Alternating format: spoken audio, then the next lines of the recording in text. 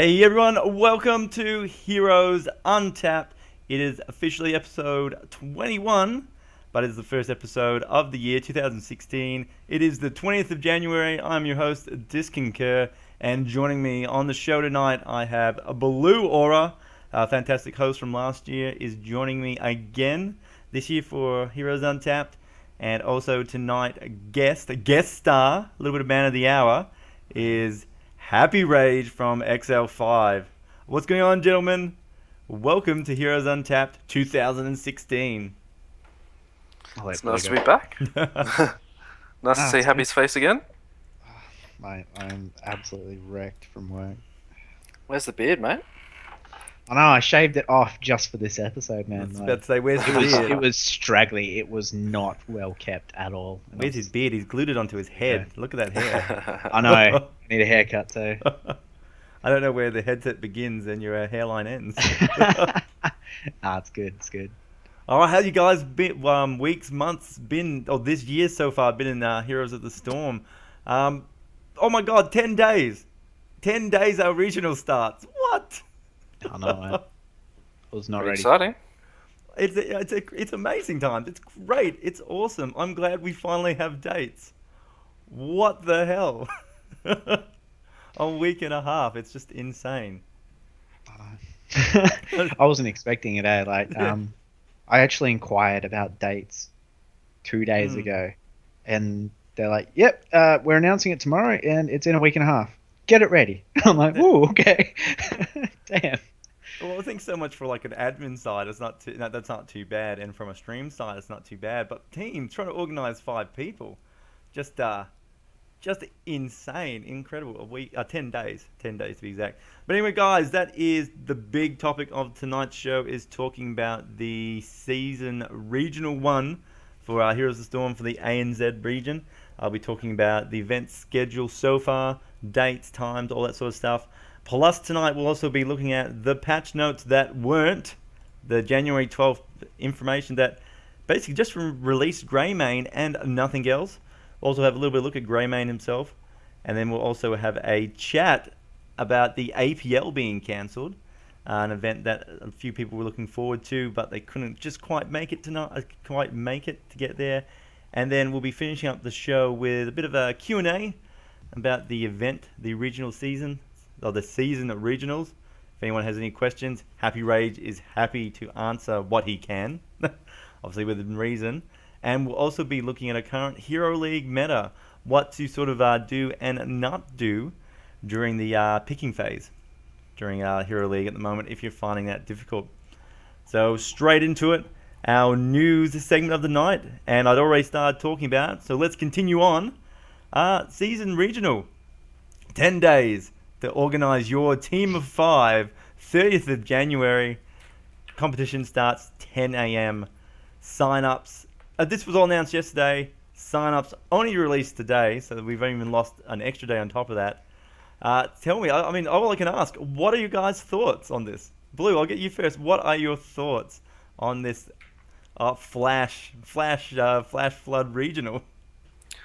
Yeah, it is a bit short notice, but I can, like, as you can see just by logging into HOTS, if you got some of the players on your friends list, everyone are already jumping straight on board and prepping and super excited. So it's nice to see just some renewed passion in the scene, and the game's going to be awesome because people are eager and hungry and want to win. Do you think this is really going to affect the sign-up? Like how many teams are actually going to be able to sign up to the event? Or do you think that a 10-day turnaround is a sort of like a fine period of time to organize yourself for the regionals? Like if this was any other region, would 10 days be acceptable? I reckon sorry, Happy. I reckon a fortnight's a bit short notice. I would say 14 days because that's the average work schedule, and if someone works Saturdays, they're already booked on for that Saturday. So basically, they might not be able to play on the 30th, and they'll have to wait till the 7th before they can actually play, and then they're only getting one chance at qualifying. I don't know. I think it's a bit short, but we'll see. People might not think so. Yeah, we'll see. Well, I guess that's the good thing, that this is the first first sort of not quarterfinal qualifier. So there is one on the 30th, so that's 10 days from now. But there is also a second qualifier on the 7th of February. Obviously, all the rule sets pretty much the same deal. So, if obviously you can't make it for this first one, there is the second one. The time frame's a little bit, better. Obviously, that gives you that over that 2 weeks time frame. So that's pretty good. Something big to note, though, is that last year we had 2 quarterfinals and we had 4 teams from each. The top 4 teams got to compete. But Happy Rage, what's happening this year? How many teams are actually going to have a piece of this prize pool? Only 4. 2 per qualifier. Yeah. Which is insane in my opinion. I'm yet to discuss it. But I think that the lower bracket for that final spot should be a best of 3 rather than a best of 1. But yeah. I'm not 100% certain on that. But ridiculously less people. We do have a smaller prize pool, but there's less people to share it with.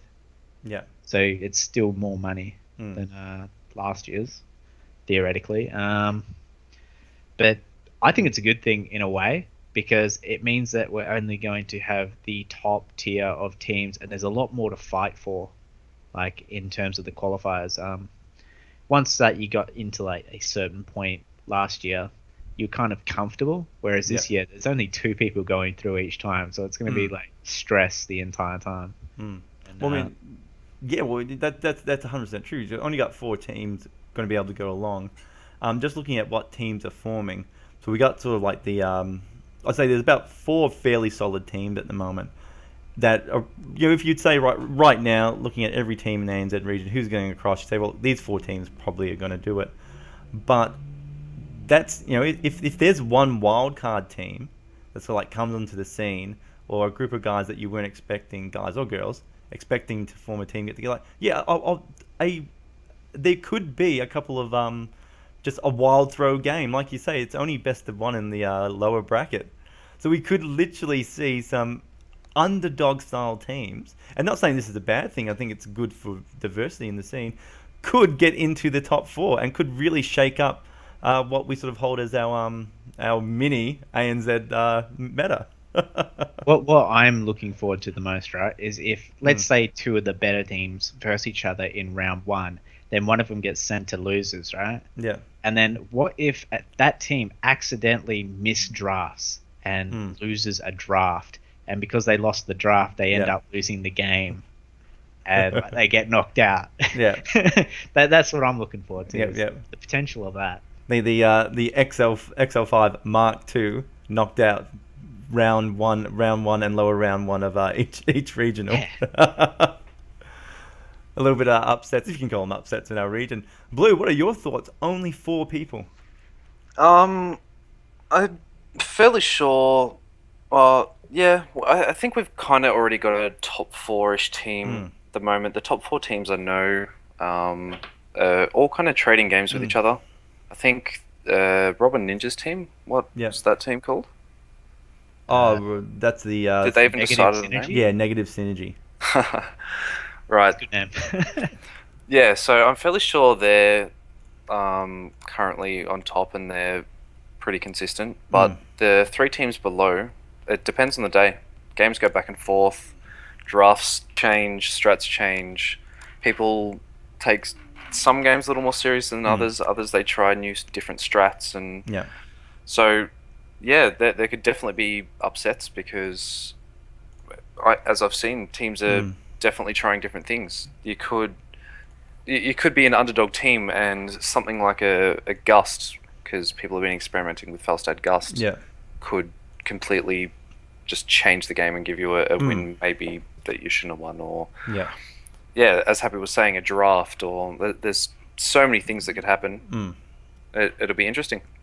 Do you think we're going to see a big change between, like a big difference between teams? So, like, we have the Regional 1 qualifier, and we're going to have a whole bunch of teams enter it. And I dare say we'll have teams that look, they draft well, they know the game, but they don't end up playing the game well. Do you think we're going to see a similar thing where we saw with what was the team again? I can't remember. I think it was Braveheart during the WCS last year.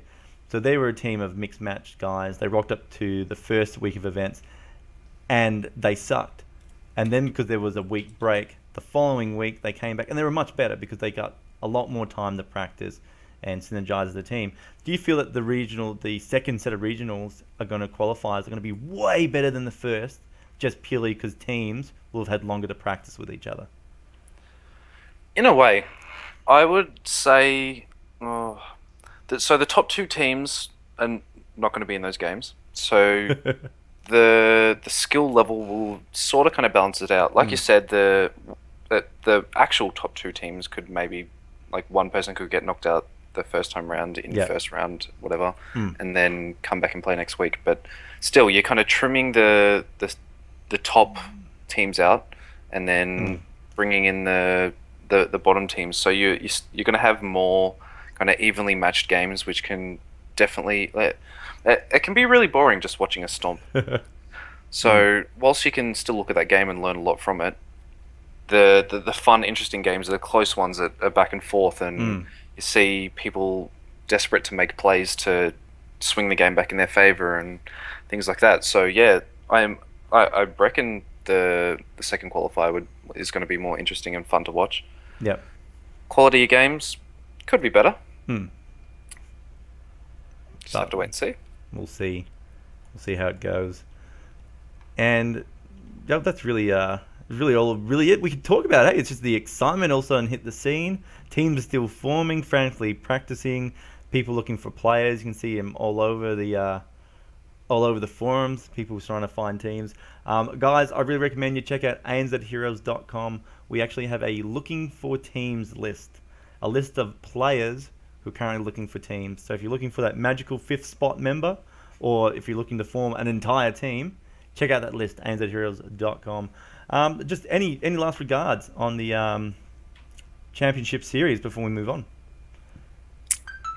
Pretty much all none that I can really think of. Big thanks to Blizz. Yeah, very exciting that we finally know when our region gets its moment to shine. That's very, very cool. Very excited. Unfortunately, due to the season 1 regional qualifier round on the 30th of January, ANZHeroes.com has had to reschedule its own Summer Showdown monthly tournament. In a quick statement sent out by myself, effectively, it's we're happy to be flexible and support the scene, and we'll move our date to the 20th and 21st of February. So a tournament different from Blizzard, but still has a small prize pool of $500 in February. So that's gone up. Well, it's combining because it's February there's meant to be one, January there's meant to be one. So February, bam, it's just going to have a big $500 prize pool. So details still working out that. Just pencil in the 20th and 21st of February. 2-day event. Both days streamed. Will be a lot of fun. Keep your eyes on anzheroes.com. All right, moving on. So January 12th, we had a patch come out from Blizzard for Heroes of the Storm. And, I mean, they called it a patch. Like, was it... I don't know. Is it really something you could call a patch they did?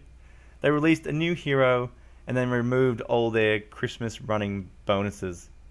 I think there was one bug fix too. Yeah, and it wasn't even a very interesting bug fix. It was like a interface change or something. I don't know. Where the biggest question I put out to you guys: where's our balance changes? Where's our Tyrande fixes? Or where's our KT minor nerfs? Or why do we need to be forced to live in this stun burst meta for any longer? Maybe they're saving it for after these championships. Yeah. Because they all seem to be all announced at the same time. They all seem to be taking place around the same time. They probably don't want to switch it up and then have everyone have to relearn everything, new meta, blah, blah, blah, blah. I think maybe they're happy with it. I mean, it's a pretty good thought, but there's one of the regions, their championships in, here we go. That's the big one. There's one in March, isn't there? Here we go, Europe. There's not to March 5th and 6th. So is that saying we're going to be waiting for balances to March?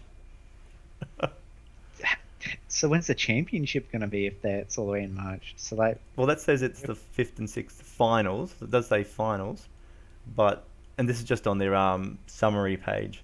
It doesn't really give the dates of the regionals.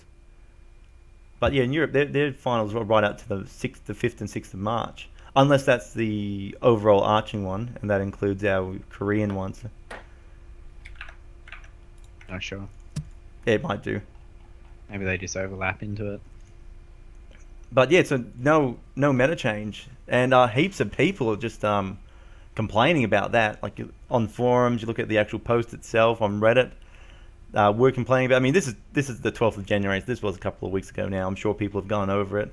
They've gotten used to it. What do you reckon is a suitable meta mix-up? Like, is this? So I know you said, you weren't happy that there was no, let's say, bouncing, rebouncing.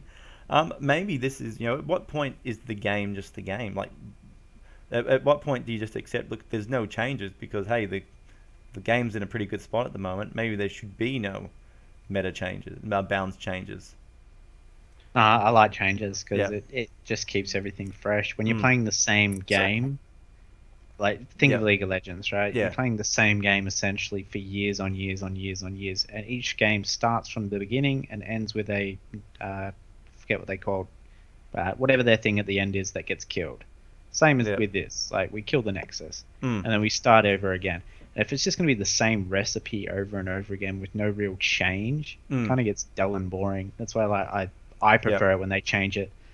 Probably not as frequently as they have been, but but at the moment I don't like this meta. I don't like having to pick something that has burst and a stun, and then if I'm not doing that, I'm doing it wrong.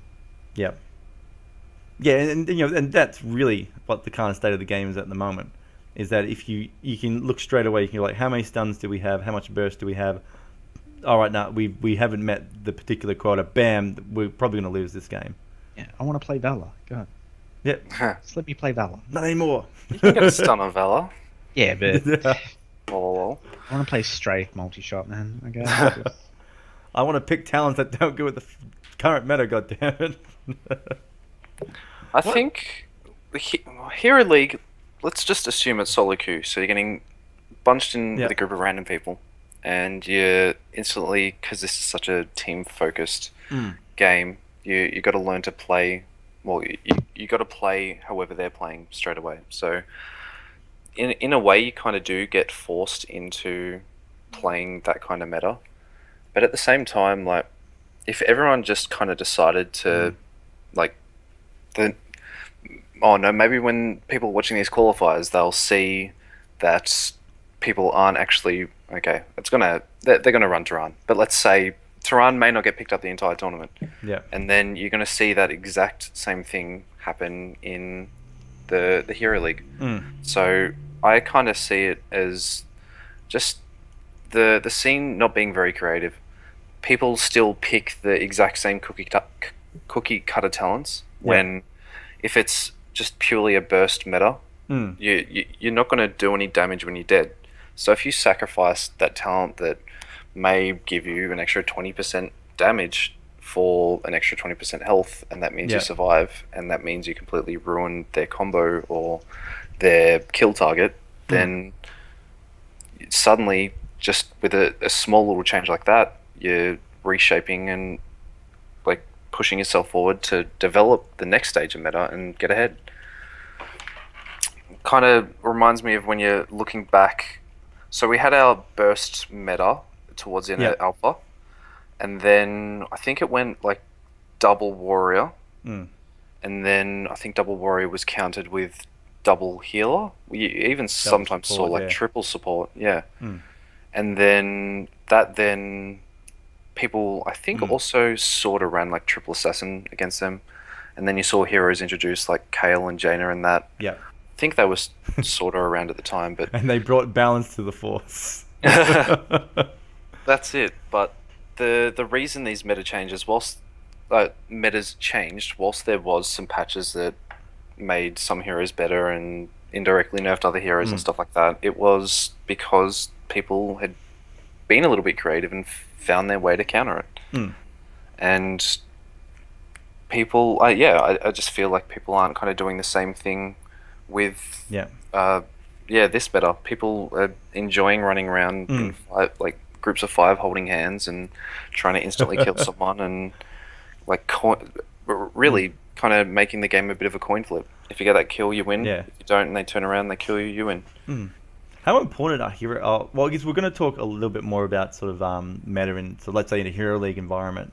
We can talk a little bit more about sort of in depth and hero picks. Because I got a bit of a question I want to ask on that in regards to why are these heroes really important in times like this for experimentation. But we'll come back to that. So yes or no balance changes. A little bit disappointing. One last thing actually I'd like to ask you, Happy Rage, before we move on to Greymane, the new heroes in the Storm. Which I'd say I love him. I love Greymane, by the way. But quick question: will the game ever, like? I was actually thinking of this, like, how often should we have balance changes? And then I was thinking, well, how often should we have a change for the sake of change? But a real question would be are we ever going to have a game balanced enough that there is no such thing as a balance patch? No, No. can't be done. Because people always find out the best way to play, and then people like change, so they'll make that best way to play not the best way to play, and people have to find another way to play. Yeah. So completely agree with Happy. If you look at even though it's not a MOBA, you can look at StarCraft Brood War, and basically they got the game so close to perfectly balanced, and I haven't ever seen any other game like that. But the reason it became so close to perfectly balanced is there were only 3 things to balance out, and there were very little changes and buffs and things like that. So if something needed to be directly addressed because one of the races actually couldn't deal with it, it'd be smoothed out over time, and then it got to that point. If you, right now, with Heroes of the Storm, never released another hero, you're still looking at, I don't know the math, thousands of different hero combinations that you need to try and balance out, and then you're not releasing any more heroes. Or same with the maps, you've got more maps to try and balance out, so some heroes are stronger on these maps, others not, etc. So you could still, like, you could make the lower tier heroes, like you could incentivize their pick by simply even just raising their damage or health by percentages. But yeah, like Happy said, people will always find the kind of ideal way to play the map or the game, or the ideal comp, and they're going to run it. And people will always they'll always find the optimal way of doing something until someone else comes along and rocks your world. Yeah. All right. Well, how so talking about that, you can never balance it. How often should we be having these balance changes, and should they be big things or should they be little things? Should we have lots of little changes, or one big change every 3 to 4 months? Has been a time Chooks in the chat has brought up. 3 to 4 months big change, or lots of little changes over several weeks? I'd say how enjoyable the meta is. I mean, right now it's not fun because it's pretty much stun burst down. Yeah. And that is the meta. And it's fun if you're on the dealing end, but if you're on the receiving end, you're just angry because you're like, damn, if only cleanse wasn't changed, 5 patches ago, this wouldn't be happening. Because cleanse got changed, so therefore it evolved into this meta where cleanse is no longer as powerful as what it was. So, before that wasn't ideal because cleanse existed. Whereas the only way I really see them doing this is maybe adding in diminishing returns on stuns. Yeah. Or fixing cleanse back. Do you think we could see a flip back and cleanse is now makes targets unstoppable? Yeah. I would actually love to see cleanse removed from talents and instead become a default thing for any support champion. Because that then opens up another talent tier for you, which will add kind of more diversity through all the heroes. And then it also means if they're picking 3, 4, 5 stunning champions, it means, like, suddenly if you double support against that, you've then opened up 2 more kind of talent tiers or builds or way to react to that, and you have more options, more incentive to kind of counter it with support. You actually have something you can. Yeah, you've got another layer of versatility with those heroes you didn't have before. But giving them like sort of access to a cleanse like that, doesn't that then? Well, what do you do with that? What do you do? Do they just have the additional ability? Do they just have the? Yeah, it would just be number 1 on your bar. I don't like that. Hmm. I think it should be a choice. I like that it's a choice. But they're not going to change it back. Yeah. We're grasping at straws. It'll be a long time before they possibly go down that route again. Reverse the. It's an interesting thought actually, taking it back, because it would change up the situation, change up the meta. But good or bad, it may just take it back to where it was 6 months ago. All right. Anyway, new hero. The only thing in that patch which you could actually call a patch was the whole new release of a new hero, Greymane. Was it Greymane? God, that's some alliteration there. Alliteration from hell.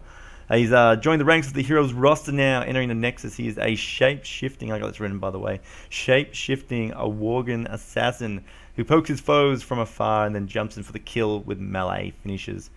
He's a little bit of a unique hero in that sense, that he is predominantly a ranged assassin, but then you can transform him into his Worgen form and, you know, become the brutal, bashing beast you're born to be. I heard the explanation. He's like playing Valor if Valor could transform into Illidan halfway through the game. And just from the sense that he's got a bit of a feel when he's in Worgen form, some of his abilities make him move a little bit like Illidan. I can see that range to melee. Very simply put, just initial opinions on Greymane. Blue, I'll get your initial opinions on this new hero. When both Greymane and Lunara were announced, I thought, and it would depend on the numbers because I read over the skills and abilities, I thought Lunara would be amazing and Greymane would be pretty rubbish. And, well, that was wrong because... But Blizzard proved you wrong. Greymane, on the other hand, he has potential. It's been cool to watch Greymanes just out of nowhere trade with another hero if they're going to die or kind of surprise someone with that burst damage. Yeah. I don't know if he's going to fit into this, and let's say this stun burst meta continues. I don't know if he's going to fit into there, but at the same time, he potentially could, and I reckon he could open up a few more kind of comps. Yeah. So is he going to be interesting enough to... We talked about this burst stun meta. Is this going to be punishing to a hero like him, or is this, or is he going to change? Like, could this be the change? Blizzard introduced no other changes because they know Greymane after a month or so is going to be the change that people didn't want but they needed. Don't think so. Yeah, not at all. Yeah, unless his talents were kind of specifically in the direction anti-stun. Yeah, something like anti-stun or some extra vision or anything. Larger health pool. But yeah, considering it's just adding like another kind of assassin bursty style, it's doing nothing for the meta. Yeah, potentially could be encouraging it. Happy Rage, what are your thoughts on Glenn Greymane? When I'm playing him, he's awesome and fun. When I see other people playing him, I hate myself. Yeah. I just can't fathom how they keep dying and dying and dying and not doing any damage. But it's my Gazlo life. Yeah, much. He's strong in his own right. He doesn't fit the meta. Yeah. And he is very risk-reward based. And by that I mean, I usually play him with the you gain 3% damage each time you get a hero kill. And the idea behind that is that you just don't die. And if you can manage to not die, rack up like 15 kills, you just destroy people. Like, he does so much damage, it's not funny. But at the same time, you have to tag them and not die. And he's not very strong, even when he's in Worgen form. Like, he dies very quick. But, so he doesn't really have a lot of good sense in sustain, keep himself alive. Yeah, he has like absolutely no survival. So I heard you saying risk and reward before with him. Is that implying, like, are you implying that towards his like Wargrim form? Like you can sit there as a ranged assassin, fairly safe. You throw the little gas bomb out at people. It's great. You can shoot them. You can do your fast attack. But is the risk come from when you want to try and finish someone off, and you go into that Wargrim form, and then you dive right into him? Is that where the risk is? Is that one of his main focuses of this character? Diving in is the problem. Yes and no, but it's only because it gives you a risk of dying, and that's the big thing, is that you don't want to die. So sometimes it's better to not even go into Worgen form. And when I play it, I don't go into Worgen form at all unless I know I'm going to get a kill, or if my team's already winning the team fight. Because it's just not worth it. It's you basically start off at square one again, and then you have to build up your damage again. And without that buff, he's still useful, but I wouldn't say he's the best. And if you can manage to not die, holy shit, that's damage. So would you say he's still an enjoyable hero, a good hero? And you're saying like the meta doesn't suit him now. Would he have been better if he, say, wasn't Glenn Greymane, he was someone else, but still had that, and just dropped the Wargren form? Like his ranged abilities are kind of cool, kind of fun. Do you think he would have been better without the Wargren form, or do you think that once the meta catches up, it'll be a better place? I like it. I don't think he's a bad hero. Yeah. He just doesn't have a place at the moment. And that the risk and reward is too much of a gamble, especially if you're playing competitively. I mean, like quick match, perfectly fine. Hero League, I could see some people getting mad at you, but if you're in a competitive game, you need someone like, I don't know, Ninja in the hands of it, where like know that he's going to play safe and not die and just have the full potential of the hero.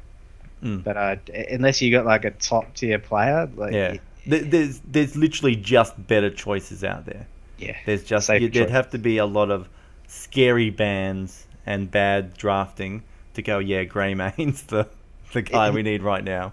Unless they had like absolutely no dive into your backline, and you know you're going to be able to live, and somehow you ban them out of having no stuns and no burst. Yeah, he'll be useful. All right. Well, that is Glenn. I think you're saying Glenn. It's not Glenn. It's like Gen, like GE. Double N Greymane. He's a new hero in the Nexus. People like him. People hate him. We'll see. We'll see where he goes. I'm in the agreement. I love him as a hero, but I hate seeing other people playing him as well. Sometimes I hate myself playing him as well. I have to admit, though. All right, moving on. There was this was a bit of a weird thing as well. So this wasn't in the 12th of January patch notes, but late, like the next day, Blizzard announced that they made some matchmaking changes. And I just thought I'd bring this up for people who weren't aware of what's going on.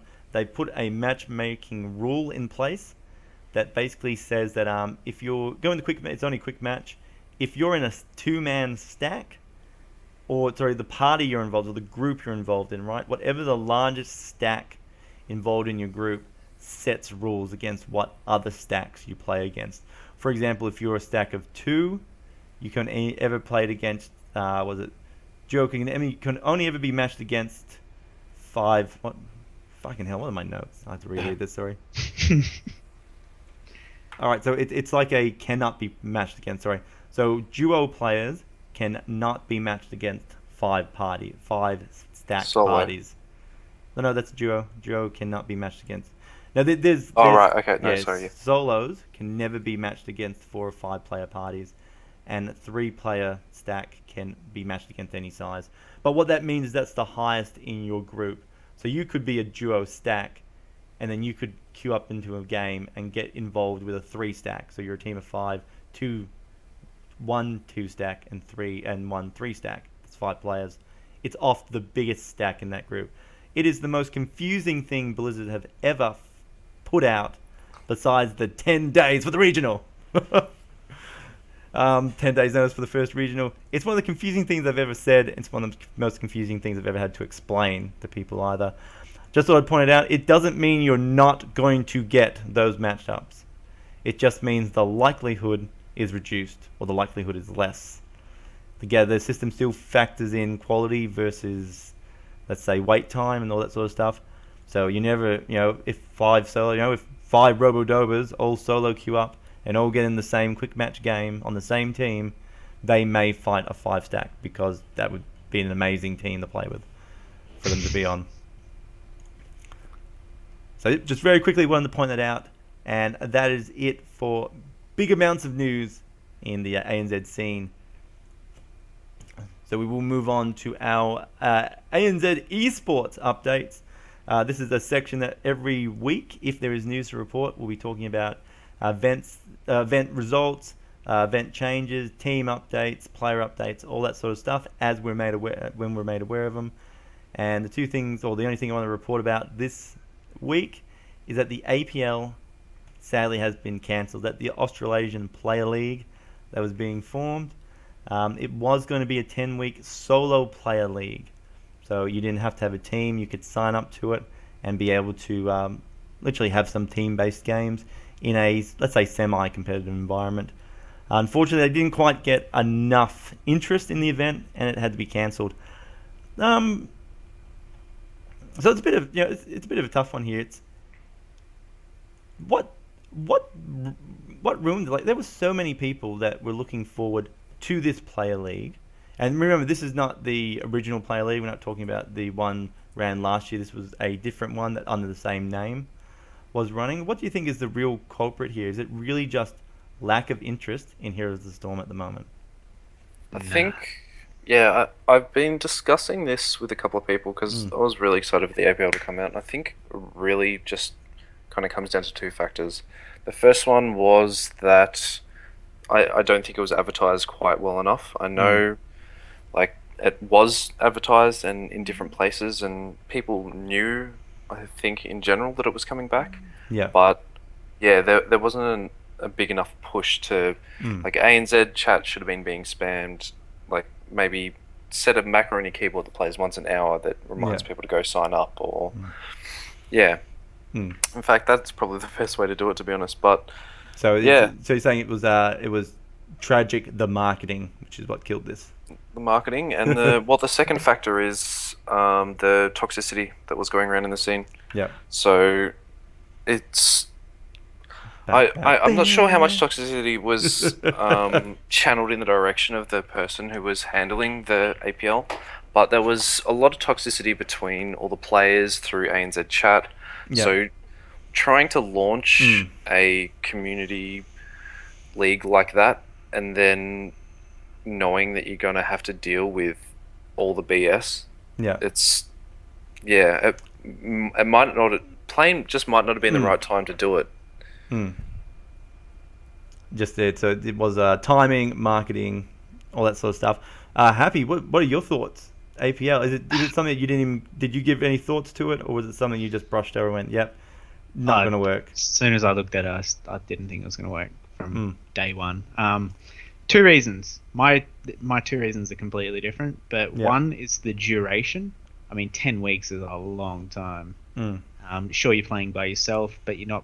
I believe, correct me if I'm wrong, but you weren't going to play with the same people each time. No, it was going to be different people. There were going to be events where you would be set up with a team, like say a Saturday tournament, and you would get a random team, but that was your team for that event. I believe there's going to be things like that. But yeah, it was solo play. People don't really want that all the time. I mean, Morton has like the perfect formula. Once every, 5-6 weeks, however long it is, 8 weeks, I think it is. He slaps up something for one weekend, people get randomly drafted, and then that's it. Whereas this is 10 weeks straight of possibly having a fun time, possibly having a terrible time. And even if it did kick off, I think like towards the middle and end, people would just drop off and stop participating. But that's just my opinion. I don't think the solo queue really works unless it's a one-day thing. Not a long term. Yeah. Not a long term sort of event. All right. If you're queuing for quick match and everyone's already in duo queues or doing your own thing, or you got no one online, would you not prefer to would you prefer to just Hero League queue, or would you prefer to go to APL where players are selected, and you're more likely to get a good quality game.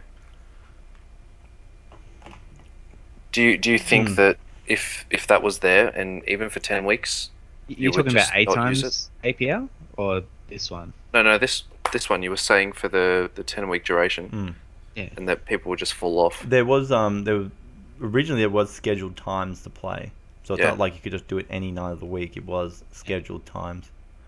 Well, think about Morton's events. Half the people that sign up, like he's made it so you sign up the morning of now, because half the people that sign up don't even show up. And if you're trying to field teams each week for 10 weeks, and you need a full teams every single week, either you cut it off at every 5 players each time signing up, or people stop showing up and then you allow new people in, but they're a week behind on the ladder, and yeah, it just doesn't work. Yep. That's just Yeah. my opinion, though. I think the people that would also fall to the bottom of that ladder would just stop showing up too, whereas the people at the top of the ladder would continue. And then they might not get a game, and then they don't play. Whoever's at the top of the ladder doesn't play this week, but person in third does, and now they're at the top of the ladder, and yeah, just doesn't work. All right, just some problems. Just a quick yes or no. Do you think something like this with a little bit of effort could work for the ANZ region? Absolutely. Okay. Happy? If you reduce the time duration and you slap it off of being solo queue and with a team where you're relying on 5 people that will show up, yeah, it work. Yep. Solo queue, I don't think though. Not quite. It's all right. Not too easy. As soon as people start losing, they won't show up. So just something with a little bit more polish, a little bit more thought about the ANZ scene as a whole. And fair enough. Anyway, that was the APL. Unfortunately, has been cancelled, so there will be none of that in the foreseeable future. And that's it. And we're getting to the end of the show now, where it's we hopefully will have a little bit of time for a bit of Q&A on the event happening next week on the regional. If not, we might talk about it in a different light and a separate video or something like that. What modern D short rip APL. What we do want to talk about, because I think it's an important discussion to have, especially for people in the Hero League who quite aren't at rank 1, trying to climb that little Hero League ladder for whatever reason. If you like rank, if you don't, whatever, you're just trying to climb it. Let's talk about current Hero League meta, but more importantly, drafting. How to draft in Hero League, because it's not the same as competitive matches. It's not the same as you see when you see what you call it. You see the competitive games, Cloud9, you see XL5, see all those guys drafting. Not the same in Hero League. Can't do bans. So Blue, first off, you can't ban in Hero League. How does that change your hero picking decision making? It means that your power picks, your god tier heroes, your whatever's absolutely rocking the meta at the time, free to be chosen. You can't shut down that. You can't shut down any threats. So that makes you, if you're the first pick in the game, it makes your first pick vital. So when you queue into Hero League and you see someone first pick something like a Nova, whilst she's started to kind of make her way back into the game and people are liking her and playing her, first picking her just hands them a Diablo Durand. And your game is going to be absolutely miserable, and you're making it miserable for everyone else. Whereas if you use that first pick for something like a Kale, or you take you take the Diablo, or you take the Durand, then you're basically halving that kind of bursty potential and opening it up for your team if your team want to go it. Yeah, exactly. First pick Gaz. First pick Gaz though every time. But yeah, you're removing their ability and removing so many of the most powerful tools for their team to just stack a stun comp and run with it. Then the same kind of thing happens with when you're on the opposing team, their first 2 picks, they're also really important too, because if you go for a kind of stun style hero and you want to try and line up a kind of stunny team, and then the other person picks a Chen, then you've basically kind of ruined just the rest of your draft. So let's just run with those three heroes: the Kale, the Tyrande, the Diablo. I think you got other heroes kind of like Mirrodin up there as well. But if you throw away that second pick, and and your opponent team with their solo pick has picked well, you've then just handed them their stun team. So yeah, the first three picks are just so important that if if you're not drafting correctly, or you're drafting selfishly, or you don't even have those heroes in the pool, that needs to change, because otherwise you're just going to get stomped through games. So we've talked a lot about, it's first picking. We talked about Diablo. We talked about Tyrande, even KT. I guess a big question really here is, and we talked about it a bit earlier as well. We're talking about meta. We're talking about a lot of drive for burst and stun compositions at the moment in the meta. What is that? Whatever you should be focusing on in every game, you should be looking on what are our stun and burst composition heroes, and so what are our burst and stun like? So I'll get you. So Blue, what are our burst style heroes that are suitable for the current sort of meta environment for our hero league? I reckon you can almost just, well, in a way, you can just kind of cut out the burst concept. If you're looking at CC in itself, doesn't really matter how much damage the CC does, but it's always going to be valuable, and especially a stun. The stun's more valuable than basically any other CC, unless, for example, like Jaina's slow can go up to 4 or 6 seconds or whatever it is, which in some circumstances may be more valuable, in others it won't be. So, but yeah, stuns are so valuable, and the moment you're stacking 4, 5, maybe 6 stuns on your team, suddenly it just means that, like, there isn't much reason not to hold hands in a 5-ball and just wait till someone steps out and kill them. Yeah, and just stun them into oblivion. It's Happy Rage. What are your so going that Blues, like talking about? Don't worry about burst. It's more of a stun composition, stun meta at the moment. What are your sort of top heroes to fulfill that role that you think are good in our sort of environment? Tyrande, obviously. Yeah. And if you can't get Tyrande, Uther. Then you get your Diablo, ETC, and Mirrodin. Yep. And then for your DPS, it's pretty much Kale, Jaina, Reyna. Yeah. And then that's all that matters. Yep. You see Stad picked up a little bit on the bigger maps, and same with Zag as well. But yeah, they're not you said your initial stunny first three. style. Yeah. You said first 3.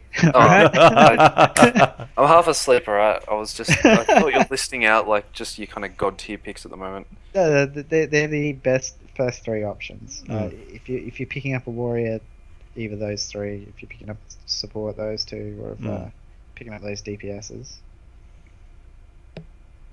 So I guess on that note, so what heroes should you be? So what type of heroes should you be focusing on early? Should be you looking for getting your top assassin CC pick, or should you be looking to get like secure the Mirrodin or secure the ETC? Is there a sort of order that you should be thinking about trying to pick these heroes in as well? Now, obviously, this comes down to Hero League, right? A lot of teamwork needs to come into this situation, I should say. What should be the preferred position, I should say, that the hero is getting picked up on, or type of hero? In my opinion, Tyrande first, no matter what. Because Tyrande scales with so many heroes. Mirrodin Tyrande, Diablo Tyrande, ETC Tyrande. Yeah, it doesn't matter. If you give them a Tyrande plus X, Y, or Z, you've already put yourself behind. So Tyrande is a really big, high priority pick early on in the draft phase. Yep. Just if it's not first pick, you should rage at whoever's first pick on your team. Yeah. Sit there and pray. Hands down, don't even question it. Yeah. Unless they pick up, the only other hero I could think of is Kale. Yeah. That is justifiable, but Tyrande's still way better. Unless they physically cannot play her because they can't understand the concept of a delayed stun, then they need to pick her up. So that's actually a really good point as well, that I think we'll just bring up a little bit later, is the concept of we talked about these really good heroes to pick. Should always get Tyrande first. Should always get maybe follow up with Diablo or Muradin or even ETC. But yeah, at what stage does your playability, how you can play a hero, come into effect? I'm third. I'm the third pick in the team. Tyrande's been picked up. Muradin's been picked up. KT's still available, or ETC's been picked up. KT's still available. I can't play KT. I'm actually the world's worst KT, or I'm an average KT. But at what stage do you trade what I'm good at versus what I'm mediocre at versus I'm terrible, but it's the right pick because then the enemy doesn't have it? Or is that so juggling? Is that like you've got to if you're bad at the hero, you shouldn't be in Hero League? I can't fathom how anyone can be bad at Tyrande. I mean, your one job is to throw out a stun after your warrior's already stunned somebody. So you're literally pressing E, then clicking on them, then pressing D and putting your mark on them. That's your job. Nothing else. Yep. Throwing out a heal occasionally and scouting with an owl. And I'm pretty sure you could just throw the owl in any direction and it wouldn't make a difference. Yeah.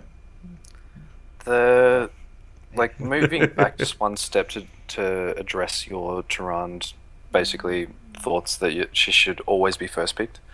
The issue I have with that is okay, we sort of agree and establish that your first pick worthy heroes are your Muradin, Diablo, your KT or your Tyrande.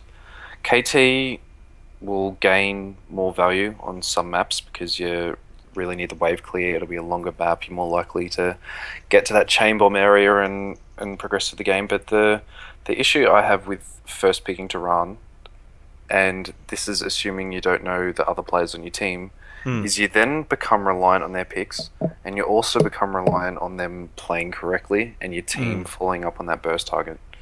So I've played a few games, and I remember one the other night when I was playing with Penta Unleash, and I was 4 or 5 times. We'd single to target, we'd chain them the entire time, had the D on them, and we just watched the team dance around and fight other things.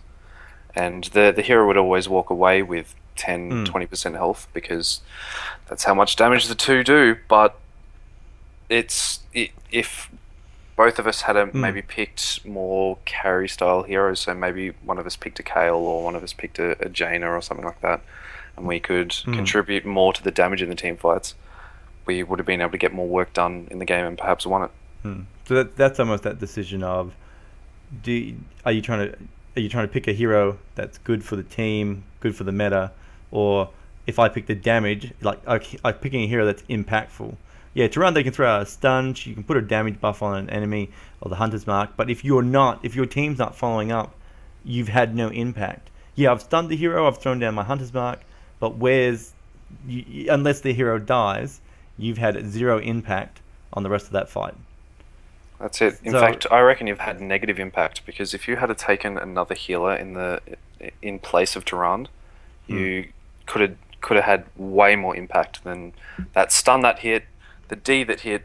You got nothing out of it. Whereas as a healer, you could have saved 2 champions or allowed your teams to just plow straight into them. So we've got a little bit of a decision here where we're talking about early pick Tyrandes or Tyrandes, but if you're not, there's also the impactfulness. So picking or drafting in the Hero League can be quite sort of confusing in that regards. Just moving on from the hero picks themselves, still hero picks. What about counter? Let's talk about counter hero picks actually. So we're talking about Tyrandes being picked up. What sort of counter hero picks can you choose against the matchup like Tyrande or the Muradin, or like using the Muradins, the ETC or something like that to try and help sway the tide of battle in your favor? Do you want to start this one off, Happy? No, you can. I'm still thinking. Alright, so when I was kind of mentioning before the whole, if you're chain CCing someone, the burst itself doesn't matter too much because you're looking to pick someone off, you're looking to catch someone out of position, and 3 heroes looking him down, stunning him for 4, 5, 6 seconds whilst they're all using their other little damage abilities is enough to kill them. So the more the game goes on, people progress into 5 balls. So one counter is to just, and it's way easier said than done, but avoid getting picked off in the early game because they're gonna be Don't losing. die in the early game. Tip number one. That's it. But they're going to be losing lane pressure with the 2 people hiding in Yeah. the bushes or running around. So if you've picked some kind of hero that is going to push the lane harder than the whoever you're versing, that's already a win. But you then, even though that you can push the lane harder, you can't really, unless you know where they are on the map. You can't even just push the tower. You just got to kind of walk back and wait for the next one and hope some of those creeps soak that ammo. The second thing is picking. We discussed cleanse, so whilst cleanse is still valuable, it's lost a lot of value. So that means heroes like Uther, where they're throwing 3 CCs at the one target. If you can hit a divine shield at the right time, you've completely destroyed their opener, and your team. If they've gone too deep for that opener, your team just has the ability to walk back straight into them and win you the game. So, yeah, I don't know how a double healer kind of thing would work if you didn't get Uther. Yeah. It could work, it might not. But if you're going down the support route, definitely Tassadar becomes a lot stronger. With your Muradin now, we're kind of seeing him. Some Muradin players do, some don't. But if they're moderately confident they're going to get this pick, the Muradin's going to leap in and he's going to lose his escape. So with a wall, you can block him off. You can have the Tassadar basically running around the entire game. If they've got 2 people just doing a gang squad, you could sacrifice one person on a Tassadar to literally follow them, and they're not going to be able to kill the Tassadar, and the Tassadar is going to be able to provide the vision, so they can't actually do it. Yeah, So can't really follow up. and kind of what kind of brings me down this thought pathy is, whilst I didn't think it was particularly a particularly good choice, it kind of gave me a bit to think about. I was playing a Hero League game and there was a hammer, and his tier 1 talent was the reduces stuns, snares, slows by 75%. Yeah. And whilst I was Uther that game, and whilst I still had to divine shield him every single time, it made me kind of think about talents as well. So even whilst I'm listing these heroes who may not be higher in the tier list, the other heroes that are higher in the tier list, or might even be a little bit stronger or whatever, but they get phased out because you play them in a certain cookie cutter way, changing a couple of those talents up could just completely change the game and bring so much more power to that hero.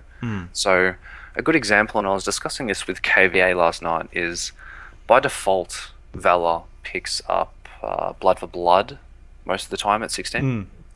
And that's kind of cookie cutter with a multi-shot build. It's I think it's all builds except for the auto attack build. I'm not sure. Anyway, it's common, and you very rarely see Stone Skin. And if you look at them, they're basically the same healing in a defensive style. Yeah. But if you're expecting you're going to get bursted or chain CC'd, if you picked up that Stone Skin, you're more likely to be able to get that Stone Skin off, add that additional amount to your health pool than if you didn't pick it up, you get chain CC'd, and now you're just praying you can hit that Blood for Blood. So that's level 16 on Valor. Yeah. Looking at, instead of picking up the blood for blood, pretty common pickup. Grab the Stone Skin. What are some other heroes that sort of have those sort of pickups and feels? I mean, something that sort of comes to my mind. Now, it's a heroic, right? So it's a bigger hero selection anyway. But we have Tyrael, and you talk about like stun burst meta.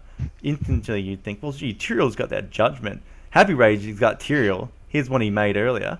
So Tyrael's got the judgment. You could theoretically dive in, stun a hero. What a great initiation technique. But what about taking the things like Sanctification? We're seeing so many more heroes play with Sanctification now. Is that an attempt to dislodge the current meta? And is that what you should be really looking at as well when you look at these talents? What's something that really is going to disrupt the stuns coming out from the enemy team, or the burst coming out from the enemy teams? That's it, yeah. Sank's definitely a good choice, and Sank is obviously really, really strong and really strong at the moment. Yeah. Because it's basically the Divine Shield. It's an AoE Divine Shield, and if you've got a good Tyrael player that's aware and can get to you in time, then it's good. But that could be the problem, getting to you in time. You've got to waste your leap. If you're too far forward, he's got to dive into battle to save you. And then he can't queue back out, that kind of thing. So there's that's definitely the kind of option. If you got Sank and Divine Shield, they're not going to be able to burst you. It's just not going to happen. Yeah. If they pick you off and snowball through the map, which is more likely to happen, that's going to be painful, and you lose a bit of wave clear having those two. But but still, it's something to consider. What are some other talents from heroes that sort of that similarity?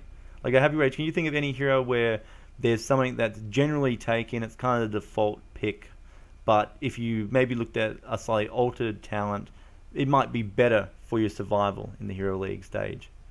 Like just Salstad. Yeah. Stad Gust, absolutely. I was just thinking back to the Sanctification on Tyrael. I was actually playing Hero League the other day, and their Diablo got us inside everybody was going to be stunned because we were stuck in a corridor. Yeah. And there was no way out, and our Tyrael just hit Judgment. We all survived, and we ended up winning the fight, even though we were like 2 levels down, because they just weren't in position to actually fight us, but they would have won the fight if we all got stunned. Like, they would have gotten into position and killed us. But it can make and break games. Talents that can do that. So another thing that comes off my mind is just even with say Kelthis. So Kelthis level 3, you can take the extended range and speed on his gravity laps, but a lot of people at that that level would take gathering power, because there's obviously as Kelthis you're going to be doing a lot of damage. You're not going to be overplaying too far forward, or you shouldn't be anyway. You shouldn't be dying on KT because he's quite a soft character, so you should be be involved in a lot of winning of fights, getting a lot of kills. That gravity laps with that extended range could really could almost promote this sort of stun meta we've got at the moment, because it's capturing heroes more often, allowing other heroes to follow up with their stuns. Is that some sort of another sort of talent change that people shouldn't be just defaulting to the gathering power, or is gathering power one of those just too good? Everyone's going to have a different opinion here. Yeah. I see gathering power completely as a gamble talent, and if I was playing a competitive match, I probably wouldn't take it unless it was kind of very specific, or I was very comfortable or confident. Yeah. But just looked at that Lost Viking pick on the enemy team, and you're like, yep, that's KT's going to reign supreme here. But the gamble can pay off absolutely massively. If you get your 10 stacks, it's 20% damage, and tanks really start to feel that. And if even still 10 stacks, if your team's fighting and you run in a little bit late and maybe flank from the side, and there's a Zagara standing there, you basically instantly kill her. And Zag's still, like, it's not like she's massively squishy, but she just absolutely dies. So can just be a completely wasted talent, and especially like if you're behind, it then becomes even harder to take it, that kind of thing. But at the same time, the payoff can just be absolutely insane. What I find is I always target the Kayle. So therefore, if I'm playing Kayle, I assume everyone's always targeting me. So I always go the stun, because gathering power is just not worth it if you do die. I always play safe. Yeah. Assuming people are trying to murder you. I could be 5 levels up, I'll still pick it. I mean, it even depends where you are in this game as well. Gathering power. If you're thinking to yourself, I'm gonna get, you could die twice in the early game, and gathering power still, then never die from that point onwards. But gathering power, it's so risky because you die at level 15. All those kills after that you've lost. So there's even the situation of where you actually died during the game affects if gathering power was the right or wrong choice as well. Yep.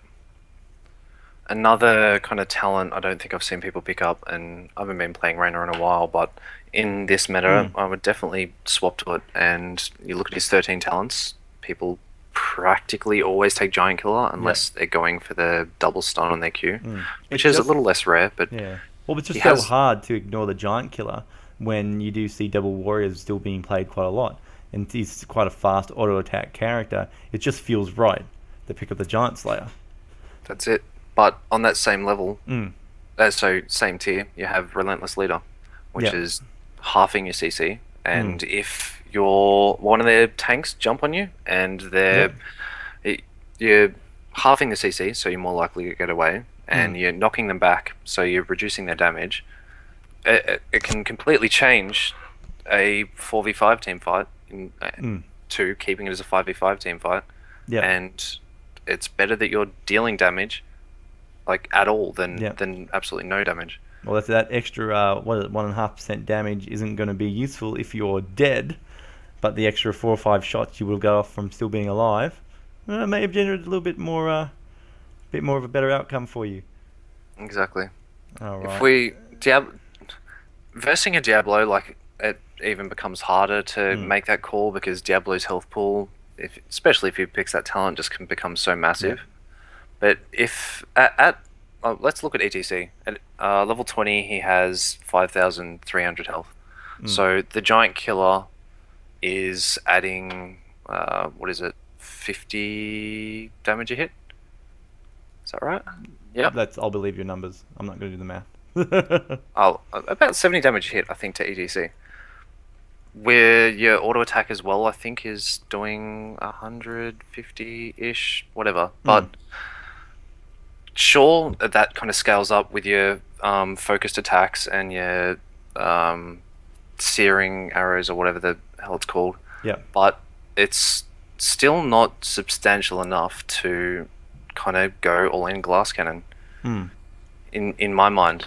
In a competitive game where you know and rely and can trust on your teammates and you've practiced all these kind of things and then you decide that you can kind of cut these other talents, then it's perfectly fine. But the moment you're like playing with random people, you don't know what's going to happen, you can't rely on getting that cleanse or that divine shield, or you need to take it kind of into your own hands a little bit and help the healer out, because he may not be as good as a competitive player, or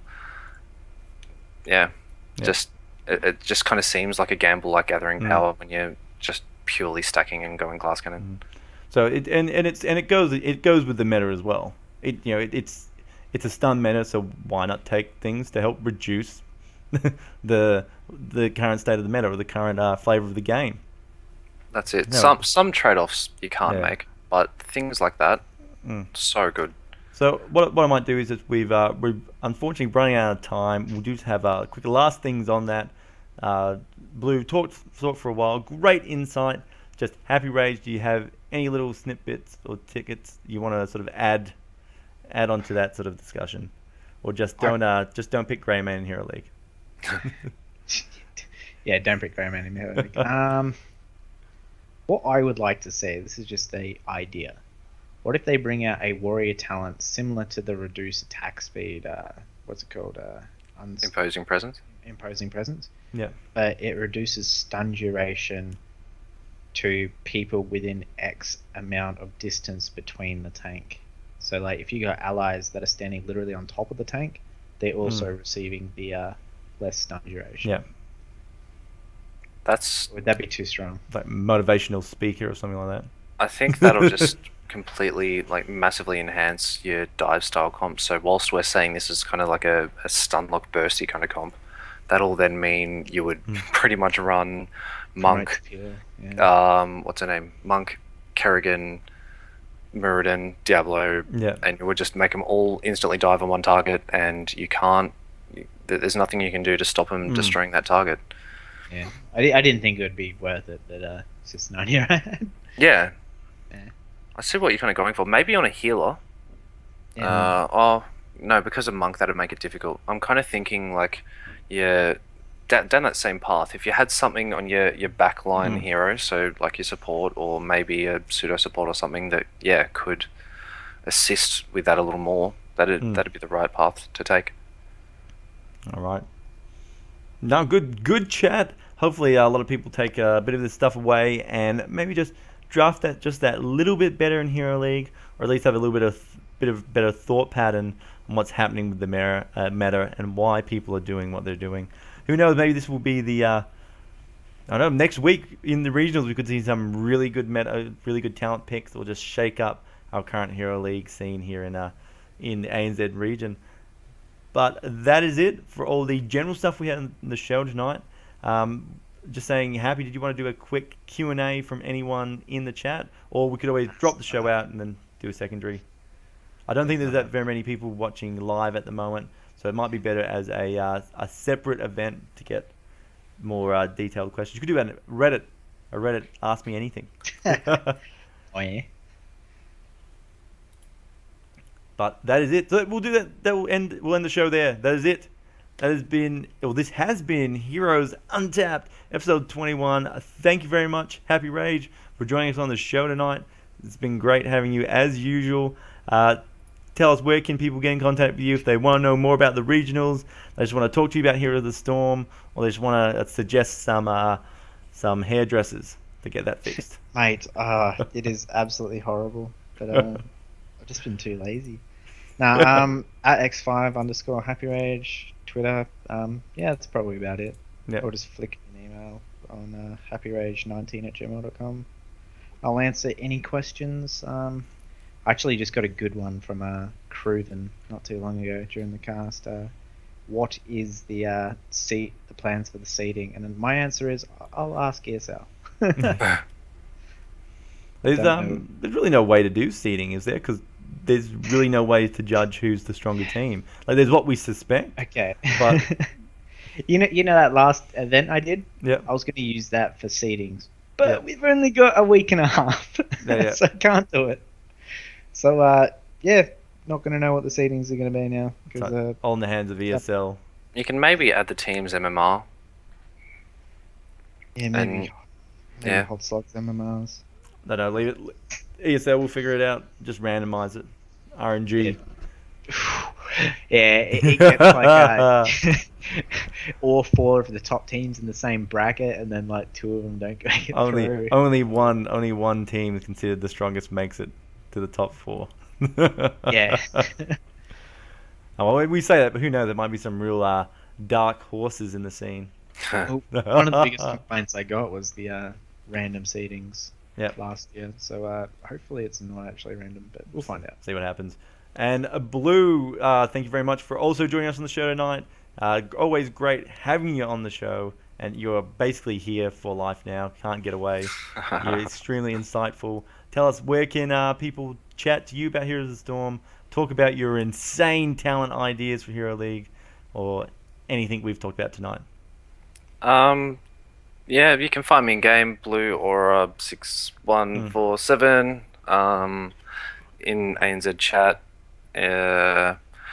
You can find me at Bluecasts on YouTube and Twitch, and I'm sure you track me down. Yeah, you're around somewhere. Yeah, somewhere. Alright guys, and I'm Disconcur. You can find me on Twitter at Disconcur. Find me on Facebook page is Disconcur. Find me at disconcur.com, and in game Disconcur #1440. And that was Disconcur, not Disconger. I think I accidentally said just then. And feel free to message me about anything. Free to chat all the time. But that's, guys, thanks very much for everyone for watching Heroes Untapped, and we'll see you next week with more cool stuff to talk about.